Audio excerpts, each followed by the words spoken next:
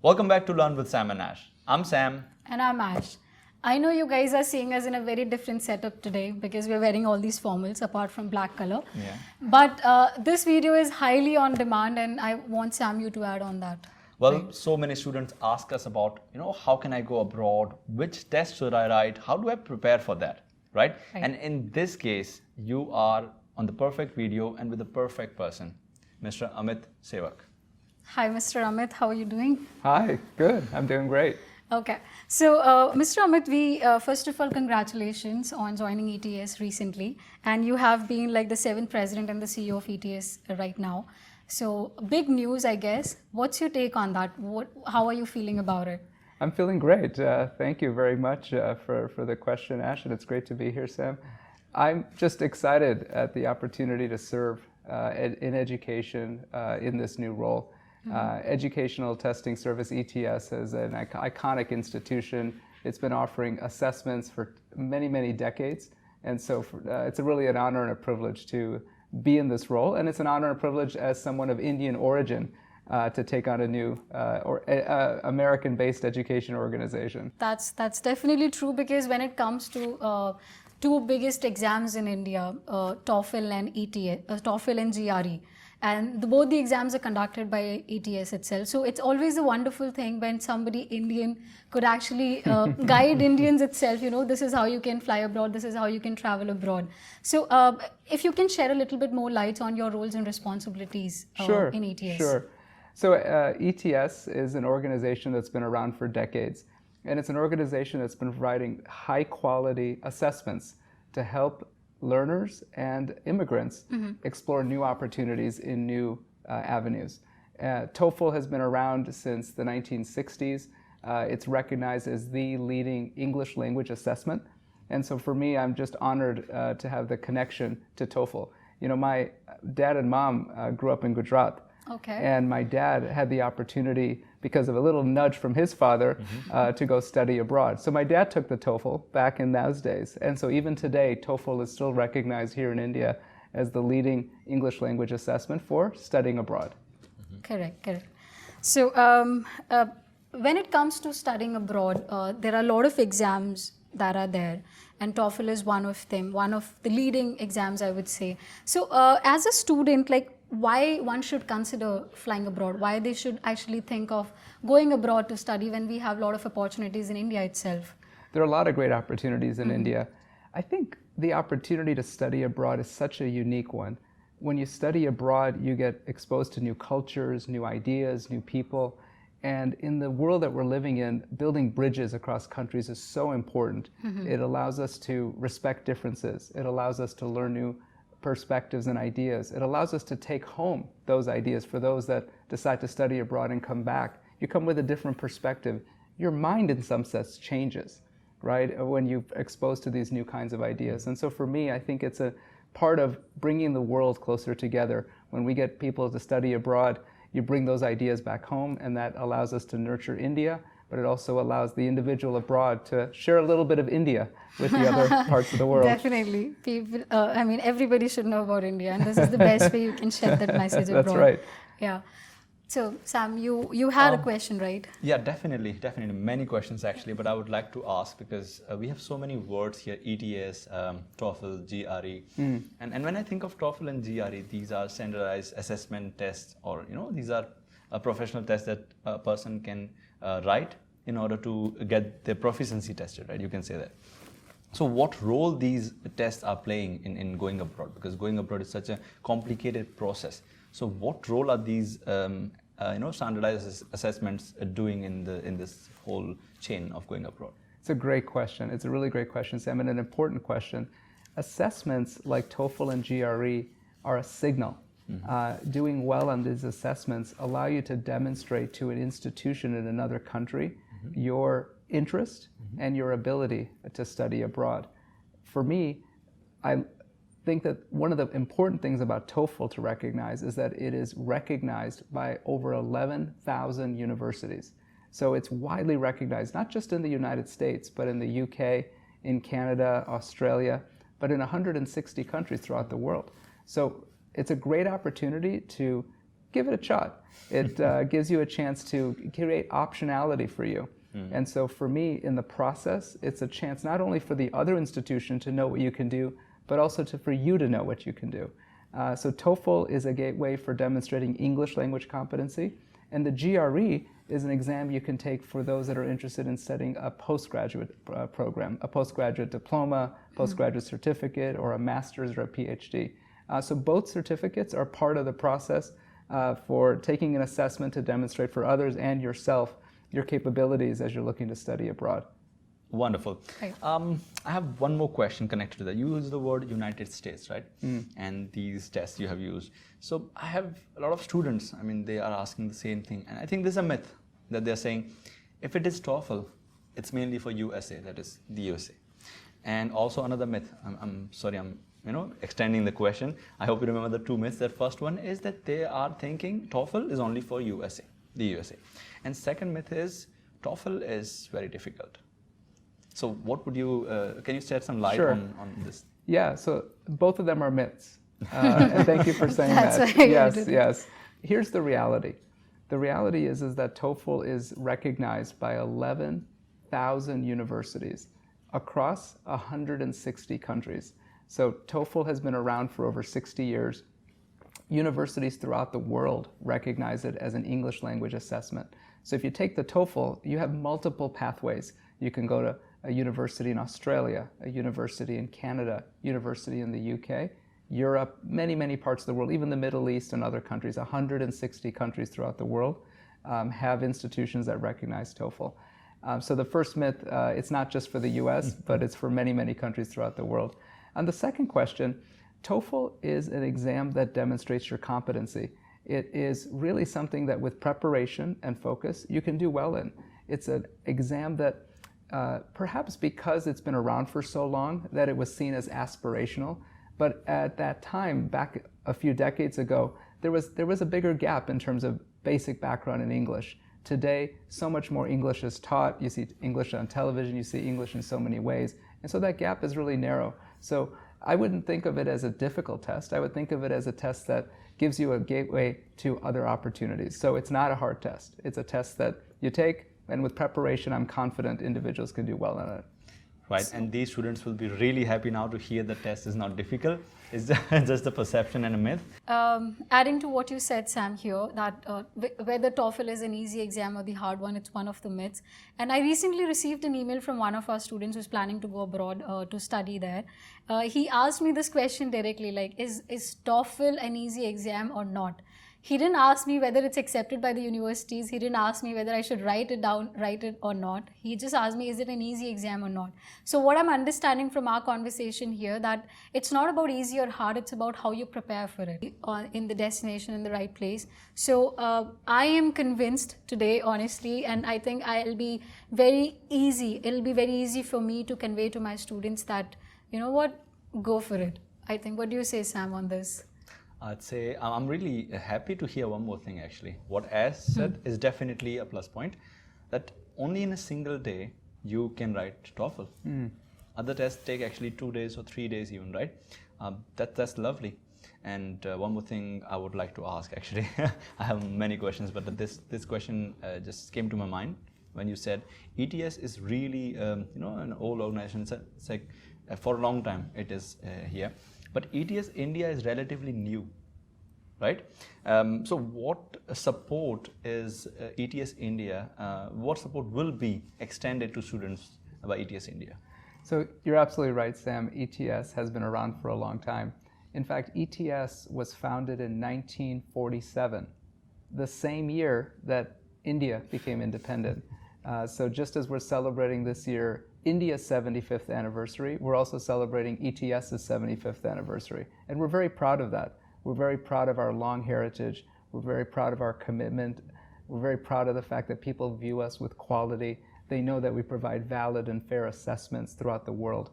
In terms of ETS India, we felt that this was time. It was the right time for us to have a presence in India. India is a huge market. India is a country where more and more people are looking to study abroad. Hundreds of thousands of individuals are now studying abroad every year. India is about to surpass China. as the most important country in the world for international student mobility. So we thought it was high time, as they say here in India, to have a presence, right, for us to have that. In terms of your question, our ETS India team is going to be available to do outreach and meet with organizations throughout to help understand what does ETS offer. We want to be available for customer service. So if a student has an issue, we want to be available. We also want to have connectivity to the Indian government. The Indian government, through the National Education Policy, which launched in 2020, is doing a lot of very bold and important things. And we want to be available as a potential partner for many of those areas where we can serve the Indian government. Wonderful. I love the support part, and earlier students had no options like what ETS India is providing now. I think students will be very happy to hear what you were just saying. I hope so too, Sam. That's why I'm here to tell you a little bit about why.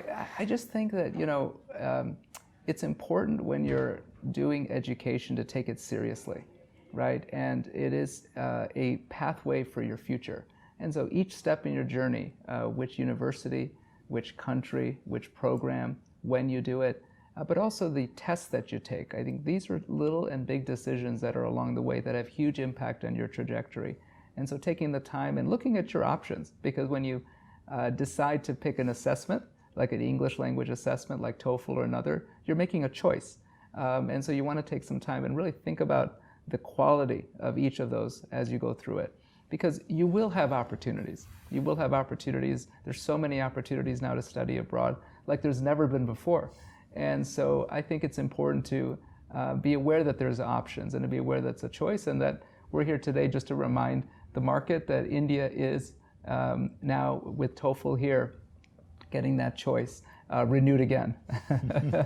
So we are kind of getting, India is kind of getting attention. Absolutely. From Absolutely. ETS. That's really happy. That's really wonderful, to hear. That brings me to the next question from the word, that when it comes to choosing a country, which country do you want to go for? Why might a student consider one option or one destination to study abroad than the other? What factors should a student consider when it comes to choosing a country? That's a great question. So there's a couple of different options to consider. For many students, the option of which country to go to is often dependent on where they want to live afterwards and where they would like to work. And so they might want to go to the United States or to Canada or to the UK or another place because they want to get a little bit of work experience in that country. Right. So that's one factor. Another factor is where they might have family or friends, if there's batchmates or people that were a few years ahead, or family members that studied in that country. That can also be an influence. The other is which program you might want to take. And in some opportunities exists for one set of programs versus another. So there's a variety of factors that go into that. Also, proximity. In some cases, families may want their son or daughter to be a little closer to home versus to be studying abroad. So all of these factors, of course, cost is also a factor, right? The price of tuition, the level of tuition. So there's many factors that go into it. And that's why I come back to the importance of choice and really thinking it through. It's not just, oh, I'll go here because so-and-so went there. But what's amazing for me right now, what's really, really amazing for me right now, Ash, is there's been no time like this in the history of India when a young person has so many options to study abroad. And I think that's just very exciting. When my dad was given the opportunity to study abroad, it really was much more limited. When he was born and raised in Gujarat, he spent a little time here in Bombay as well. But at that time, the US was really the option. That was really the main option. But now you can go to so many countries, and I think that's a wonderful thing. And that's why we at ETS are making a huge effort to continue to expand the number of universities that recognize us. We're partnering with vice chancellors and presidents of universities to really reinforce just how much we're committed to them. But I think from the student standpoint in India, this is just no time like the present. This is an amazing opportunity. And I really encourage every student listening and every parent listening to give your child a chance to take that leap and go study abroad. I think I got motivated today to take this exam because I haven't done my master's yet. So come on. We've got a master's for you. You're perfectly right about this. This is the best time if you're trying to change your life, and this is the best option to fly abroad, get your master's from there, maybe get a work experience as well. So I think I'm gonna write this exam soon because I want to take my master's sometime soon. So definitely, this is the time when one should do it. Yeah, the international experience is just phenomenal. You really do get exposed to new cultures. You get to strengthen your language skills. You get opportunities for work, whether you decide to stay in that country or to come back here. And but most importantly, it's a lot of fun too, right? Having been the product of that, and also having had some opportunities to work and to study in another context, I've really benefited from that and had a great time doing so. That's right. And Sam himself has done his master's from Germany. And that's the kind of difference I feel when I try to connect with him, that, there are a lot of experiences which when you study from India, you don't get that experience much. Sam, I'm hearing Ash is inspired by you. That's what I'm hearing. And by you as well, considering TOEFL as an exam. But a lot of students who are not planning to go abroad, I think this video or this session is important for them as well, why they should consider flying abroad if they have the finances. A lot of banks are promoting, loans and everything. So with a lot of exams coming up, which can make the process easy, and a lot of universities that are accepting a lot of students, international students. So students who are not even thinking about it can start thinking about writing this exam. And there's many options. You can do a bachelor's degree, you can do a master's degree, you can do even a certificate program, or you can just go to strengthen your language skills, whether it's German. You speak a little bit of German, I hear. Yes. Or whether it's English, right? There's other opportunities for other languages. So even just short programs or long programs, just take, if you can, that opportunity to invest in a little bit of exposure to some of these international markets, and it really can change your life. I think enough with the professional questions. Right. I was eager to ask this one personally. Yeah. How do you manage your work and your personal life together? Yeah. Because it's tough for me, Yeah. Managing, I just kind of end up managing either the personal one or the professional one. Yeah. How do we manage both? It's a great question, and we all are constantly juggling multiple things. Coming from an Indian origin, I learned at an early age the importance of meditation. My mom taught me, and her mom taught her. And so I try to meditate a little bit every day when I can, even if it's just 10 minutes. It just helps me prioritize a little bit and just get centered, be a little bit more in the present moment. So I think a little bit of just taking a pause. It doesn't have to be formal, structured. You don't have to sit in a formal way, but just taking a minute just to center yourself, because we get so caught up in the day-to-day and are constantly moving. That's so I think that helps me to prioritize. The other big one is I try to exercise quite a bit, and I find that just helps me relieve tension, relieve stress, just to kind of keep things moving. I also try to maximize time with my kids, and so I have 3 kids, and so I try to really make them a big priority. My wife and I try to spend weekends with them, particularly Sundays is our family day. I do work hard. I work pretty intensely during the week, but when I can, I try to really disconnect, particularly on weekends. So it's a combination of many things, prioritizing family and then, meditating a little bit and exercising. Yeah. So I think we don't do any of them, right? So should start doing it from now on. There's a famous writer that I really like named Stephen Covey. He wrote The 7 Habits of Highly Successful People. Oh, we all have read that one. And one of the habits that he had was put first things first, right? And so make a decision on what is the first priority. So putting family first often makes it easier to then find a way to make sure that time with the family is spent. True. And so we love to travel as a family, so that gets everyone excited. And so that's a way we can have some fun, but also get some family time in. Yeah. Right. So I have a question, because Ash introduced me from different perspective about my master's in Germany. So when I wrote TOEFL, I enjoyed this interlinking of the modules. So we have listening, reading, writing, and speaking. They have connected them, and I was enjoying that actually, right? So what is your take on this? Like, is it was it thought through, or something like other tests do not do that? Why this interlinking? The kind of integrated approach. Yes. Yeah, no, thank you for asking that, Sam. methodology that we have done to put together TOEFL has decades of research behind it. It's really based on a comprehensive view of an individual's communication.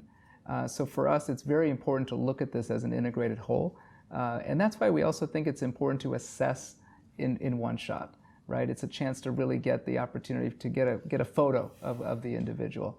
Our assessments are based on a variety of processes that we go through to ensure that they're valid, that they're fair, that they're unbiased, but most importantly, that they really reflect what's happening. That's why we're the most widely recognized, the most widely appreciated, if I can use that term, by universities, because they know that when a student takes TOEFL, they're really getting a photo. The university is really getting a photo of the whole individual's abilities at that particular moment.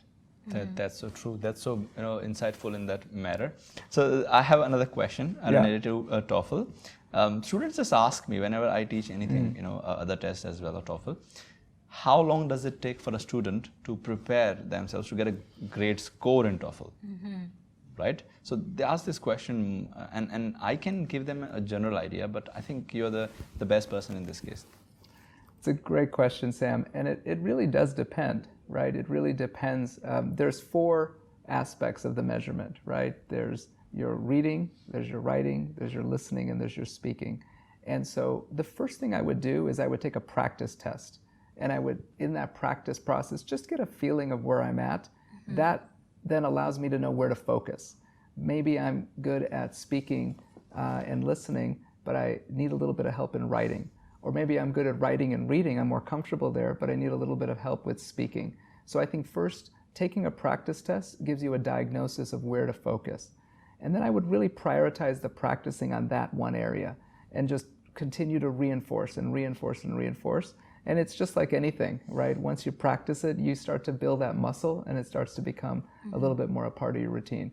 So I think that on average, there's 1 or 2 areas that I see in my experience, because I get that question too of where to focus. And I see that if an individual knows exactly what that focus area is, and they can focus on that. And then just dedicating the time to really master that area. It's easier than it seems, because with just focus, you can start to build really that capacity. I really like that part when you said you start with the assessment itself, right? Yeah. With the demo test. That could actually be a good thing to do, right? Yeah. Starting with the basic one. Exactly. So that's the irony, right? You're doing an assessment to prepare for an assessment. And then deciding if you really want to write it or not. What's the message that you could give to our viewers and students who are planning to go abroad in this 21st century where everything is so competitive? There are a lot of countries, there are a lot of exams to write. So what's that one mindset they should keep in mind when they are planning to go abroad or to study specifically? I think the biggest thing I would keep in mind is to know why you want to study abroad. What is that drive inside of you that is saying, I need to study abroad? Is it because you want to build your language skills? Is it because you want to learn a particular discipline? Is it because you want to take a break and have a little bit of fun? Is it because you want to get exposed to new cultures, build new friendships? So knowing why that is and really visualizing that. For me, when I'm trying to think through what I'm going to do next, I try to form a picture in my mind. That helps me focus on the goal. So if my focus is I really want to become better, like get a master's degree, like you had mentioned you were thinking about, knowing why I want to get that master's degree so that I have that additional credential or have that additional competency, or so I can say, hey, my husband has it, I have it now too. So whatever it is, you have that photo in your mind that's clear. I think this is a time in which we have a chance to really be global citizens. And I want to invite all of your listeners to think about the power of that, to be a citizen of the world. And it is such a powerful and kind of special thing, right? At no time has it been possible for so many people of Indian origin to be getting that connection to the world, right? To have that global spirit, to still in your heart be Indian, but to have that global spirit is something that's really powerful. And so I think those kinds of reasons is why. I would also offer that as the world of work is changing, my view, Ash, is that there's going to be more and more expectations by employers that you have that global perspective, right? It could be in any job, in software development, it could be in a business, an accounting role, in many, many roles.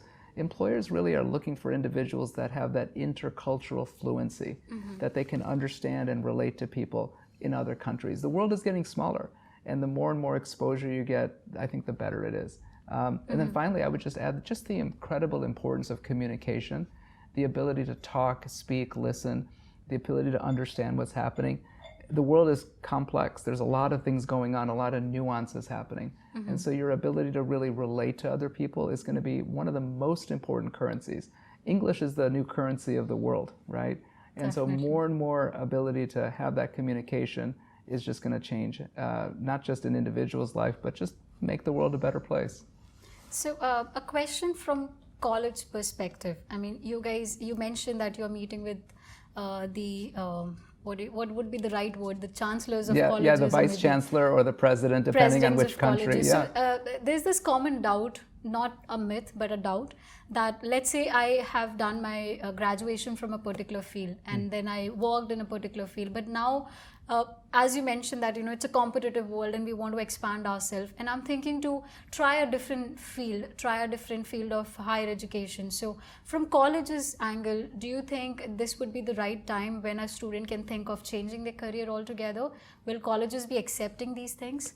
So when you sit with those people, when you understand from their perspective, what's your take on that? My take on how do colleges think about career changing, right? Yeah. No, I think it's an important question, because what's happening in the world of work is really interesting. Back just 1 or 2 generations ago, there was a perception that you could be in a job or in a company for a long time, right? And even today, there are people that stick around in one company for a while. But in general, what's happening is that the world of work is changing, and people are spending a few years in this job, a few years in another job, or changing their careers, right? Completely going in a different field altogether. So because the world of work has enabled that, it's become much more easy to move around. The university world is responding, because universities and colleges that are aware of what's happening try to change their programs to meet that. Programs that allow you to switch from one to another. You do a bachelor's in engineering, but then you go get an MBA, right? Or you do a bachelor's in another topic, and then you switch to another topic. So those kinds of things are much more common. I think universities have realized that they have to become much more market savvy. They have to do market research. They have to listen to what employers want, so they can deliver programs that can ensure better employability of their graduates. That is the world that's changing. 30 years ago, the average university wasn't as sensitive to that. They were more focused on what does the faculty want to teach? What did we teach in the past? What is the right thing to teach based on internal discussion? I think smart universities are becoming more nimble, more externally focused, listening to employers, partly because they themselves need to maintain their enrollment, they need to maintain their market acceptance, but partly because it's just the right thing to do. When the university president or the vice chancellor and their leadership team know what's happening externally, they can respond, they can offer new programs, a master's in data science or a master's in new and emerging areas like environmental sciences. These type of new and innovative programs are because there are pathways to work, and that's what's exciting. I think, and I'm meeting more and more presidents and vice chancellors that are just switched on to what's happening, and I think that's good news for students. I think it should be, because an engineer decides to change their career from technical to non-technical and wants to pursue, let's say, psychology or sociology, because over the years, when you work in companies, you get an idea that, I don't want to work as an engineer. I want to explore different sides of human natures, human behaviors and all. So this is a word you can put to the universities, maybe some of them, that a lot of people, especially from IT, wants to switch to non-IT, or maybe non-ITs wants to switch to IT. So it should be an easy process for them, because this is completely from college's angle. The exams are the same, TOEFL or let's say other exams that we're writing. So can I take this as, yes, it's changing, people can switch their careers and their masters as well? Absolutely. I think it's becoming more and more common. There's a phrase that I've heard in China, that you're born twice in this world. Yeah. First, when you come into the world, and then the second, when you know why. And people know why at different stages in life. Sometimes when you're very young, you say, I'm going to go become a journalist, and then you go down that field. But other times you start down one path and then you realize maybe after you finish your bachelor's that, oh, I have a different passion, I have a different interest. And that's okay, right? You find out your why, your purpose in life at different stages. And there's no right or wrong, it just happens that way. And so I think the marketplace has become more accepting.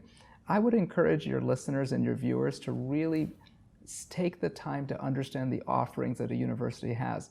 Don't just rely on the brand, right? Make sure you understand what programs are offered and make sure that that connects to what your why is, what your interest is. That research that you do at the degree level and at the specific subject level can really help you connect with the institution and really make sure you're getting the value that you want. I wanted to share something that, when I grew up in Chicago in the US, I initially thought I was going to have more of a business career, right? I'm the son of immigrants, so I wanted to be practical, right? And so I thought, okay, I should do a career that I know I can have a high chance of getting a job. So I'll do a business or an economics major. But something happened to me. During my first year at college, I was 18 years old, and in my first year, there was a professor, Professor Wilson, and he started teaching a class about the importance of society and the importance of understanding how culture and economic levels and how learning that kind of context can really make a huge difference in how you can help. And so I think there's a little bit of a balance, right? Because there is a practical aspect to higher education too. For many of us, we're doing it to get ahead, right? It's for social mobility. It's for us to get a better job or to pursue our passion in a field. So there's a practical aspect. But I think having that openness and that flexibility to switch is, I think, good. And taking the time to look at universities that are open to you changing is, I think, very, very important. Very, very important. Right. Right, so we heard a lot about TOEFL, GRE, and most of the students, when I ask them, do you know about TOEFL and GRE, they say yes. When I say ETS, some of them, they do say yes, but some of them don't. Probably because they don't know the story of ETS.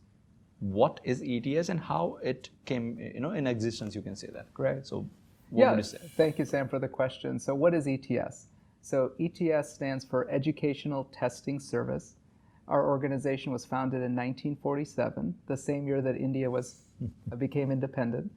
And it's an organization that has a very particular mission. Our mission is to advance quality and equity in education through assessments, research, and other service. So we really are focusing on both the quality, but also the equity, meaning the fairness of these assessments. We really are proud of the rigor that we put into these assessments. So our organization has been around over these 75 years, and we do assessments in a whole range of areas. Here in India, thank you for mentioning TOEFL and GRE. We're very proud of both of these assessments. We at the same time do a whole range of other assessments. Throughout the world, we do assessments in K-12 education to help teachers get the opportunity to become teachers in the classroom. These are assessments to give teachers a license that we do in another context outside of India. We also have assessments for students actually in K-12 schools as well. So we have assessments for students in K-12. We have assessments for entry into higher education, like, for example, the GRE. Of course, on workplace, we have a variety of assessments like TOEIC, which is an assessment that helps individuals demonstrate their English level for work purposes. And then, of course, we have the TOEFL, which is for English language assessment to get admission into college. And finally, we do a variety of services for different governments throughout the world to give them the opportunity to administer assessments for entry into university or entry into work. So we have a lot of different kinds of assessments, but I would say the key is our mission. We're very proud of our mission. We're a very mission-driven organization. And for me personally, to advance quality and equity in education through measurement is something very, very important to us. We take it very seriously, and we think that it's something we do that's for really the benefit of humanity, to help provide these assessments to give students a chance to show their potential so that they can pursue their opportunities. Right. That's really wonderful, the story and all. But something that was in my mind still. Yeah. Which test was the first test in ETS? I mean, the assessment test.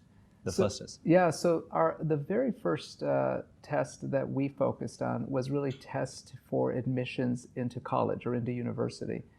What happened was very interesting. In the United States, right after World War II, there were institutions that were looking for ways to diversify the population that was applying to those institutions. In the past, many colleges and universities were only getting populations of students right around their institution, right? So there's a college in one city, and most of the people that were applying for that college or that university were in that area. So there were some forward-looking leaders of these universities who had said, you know, it would be a very good idea if we had some kind of an assessment that would give opportunities for people from all across the United States to apply for that institution. So several universities in the northeast of the United States started to adopt this test, and then they were the ones that formed ETS. So it really became as a product of increasing access to higher education, democratizing and providing more opportunities for more people to go to college. That's what created the SAT. So the spirit of assessments is really an enabler. It's really to help people demonstrate through taking a test what they can do so that they can go, as opposed to it being just for a privileged few, but to opening it up to more people to go to college. Actually, that kind of helped us to understand why this whole college thing and, you know, international students flowing there and then students getting from those countries to India, it kind of helped us to get the story behind that. Not just to which exam to write, but why this all started, you know, why all this thing started in the first place. So yeah, it's lovely to and know it's a good point, because after that period in the 1940s and 50s, we had, of course, the 1960s, 70s, and 80s when lots of Indians and other international students started to come to the United States. And it was an opportunity where the assessment, the test, is a chance for them to also show. So the SAT, the GRE, the TOEFL, many of these assessments helped universities try to find students, right? Try to find students who can be a good fit for their institution. So for me, I'm personally just the beneficiary of international student mobility. My parents came from India. They came to the U.S. My dad studied and did his master's in the United States. And so on a personal level, I'm just very proud of ETS because I really believe in this mission. It really helps people by taking a test, show what they can do, and with that, they got a chance to a better future. Definitely a big thumbs up to ETS for that thing, you know. True. It kind of opened up opportunities for all of us. No, thank you very much, Ash and Sam. And again, thank you very much for your time on your show. This is a delightful opportunity to interact with you and to share a little bit about our story at ETS and our offerings with TOEFL, GRE, and many of our other services. We are really committed to India. We really believe India is the future for the world. We think that there's a lot of aspiration here, and we want to do our part to serve India in its economic development and the individuals that are seeking new opportunities here. So thank you for this chance for us to share a little bit about ETS to your audience here in India. Actually, thank you to bust some of the myths, provide information, and also clear out doubts we had, not just our students. I asked a lot of my personal questions in this interview. Nobody knows that. Right. Thank you so much for. Thank you very much, Sam. Thank you very much, Ash. Thank you. So I think that's all from our side. And do you have any questions for us or from the students that we meet every day over the online? Yeah, thank you, Ash, for the question. Well, it's first of all, I just want to congratulate the both of you for this show. You're doing a great service to your audience and to India for having a show where you have guests that are able to share their experiences and answer questions that are on the minds of your audience. So congratulations, you're doing a great service. And my last name is Sevak, and so as one who serves, I appreciate the service because you really are doing something good. Right. I have a question. Why did you start the show? Well, that So we will have take. many answers for them. I want you to start. Okay, on let's this. start with you. That will take actually back to again Germany. We both were in different coordinates of the world. So I'll start with her. She studied polymer engineering, and I studied as an IT engineer. I did my IT graduation, both of them. And she was in Delhi. I was studying somewhere else, Gujarat, Vadodara. Eventually, what happened is I did my master's in Germany. She also completed a graduation, and we both left it. Okay. She said, being born the second time, like you Right, said. right. So that time we thought, okay, I think we need to do something else because we are not happy. We are Right. not happy with what we are doing. And that's the worst feeling, at the same time, best feeling. So we both left our job. We met in Bangalore that here we could try something. And that's where we met and thought, let's create something which no one has done and keep one thing in mind, and that is quality in education. That's it. That's great. Initially, That we is didn't great. even charge anything from anyone. Like literally everything we were providing was for free. And that's why most of our courses are for free on our channel, right? And that picked up like so quickly. Even within a month, we were getting 100,000 subscribers. It was so quick. Wow. And we felt good actually about that. Not that we are gaining 100,000, that people accepted us as what we wanted to be.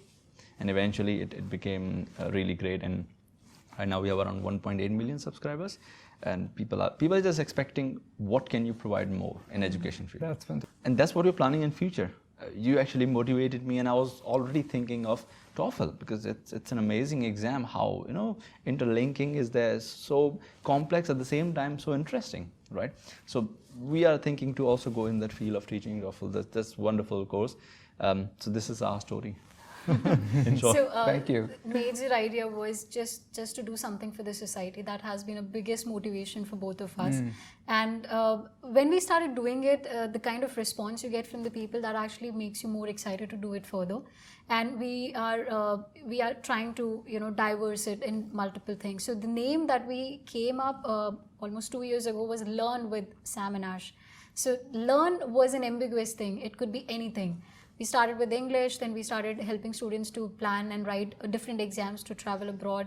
TOEFL came into picture back then. So we thought, let's connect with somebody who can be the best spokesperson to answer all the questions which are related to TOEFL. And that's when this whole thing came into picture. That is great. That is great. Well, it sounds like we share a lot of that passion Yeah. for sharing our experiences and learning and helping folks. I used to host a podcast before I took on my new role at ETS. My podcast was called How Did You Learn That?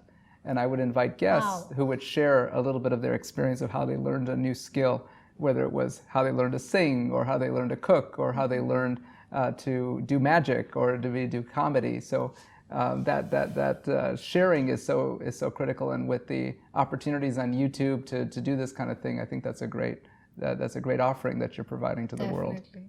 So yeah, I would say it was wonderful, Mr. Amit Sevak, to meet you and finally do some seva for the audience that we have. And I think most of our students are going to be very glad that we sat down today and we had this wonderful session, because they had questions and we had questions, and you were the best person to answer all of our questions. No, thank you very much. Thank you for your time.